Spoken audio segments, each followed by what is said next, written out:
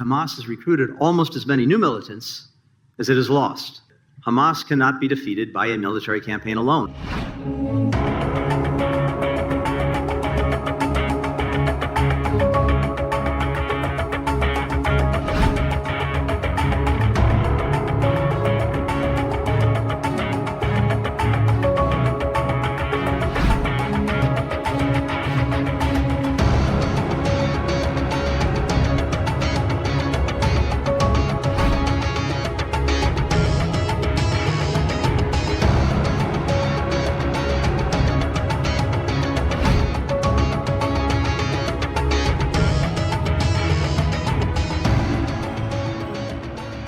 Israel's government has systematically undermined the capacity and legitimacy of the only viable alternative to Hamas, the Palestinian Authority.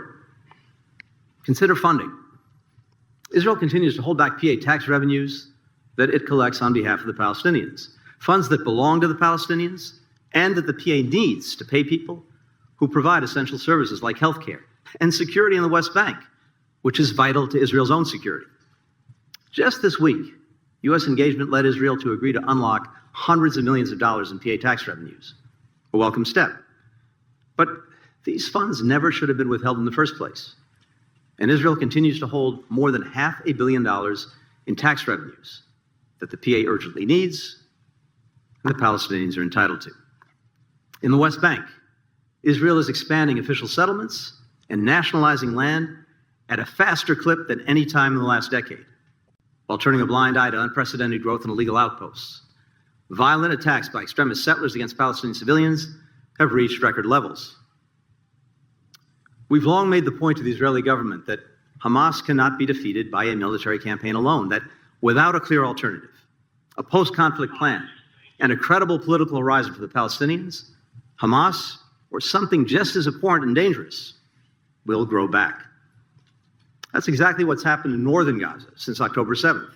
Each time Israel completes its military operations and pulls back, Hamas militants regroup and reemerge because there's nothing else to fill the void.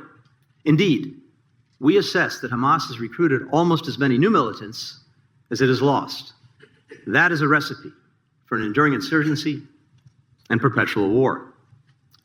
The longer the war goes on, the worse the humanitarian situation gets in Gaza. Israel faces uniquely challenging circumstances in Gaza. A civilian population trapped there, with Hamas hiding in and under homes, hospitals, schools, and mosques. Indeed, Hamas has cynically weaponized the suffering of Palestinians. In a message that Yahya Sinwar, Hamas's military leader at the time, sent to mediators, he called the death of Palestinian civilians, and I quote, necessary sacrifices, and said the more innocent Palestinians were killed, the more Hamas would benefit.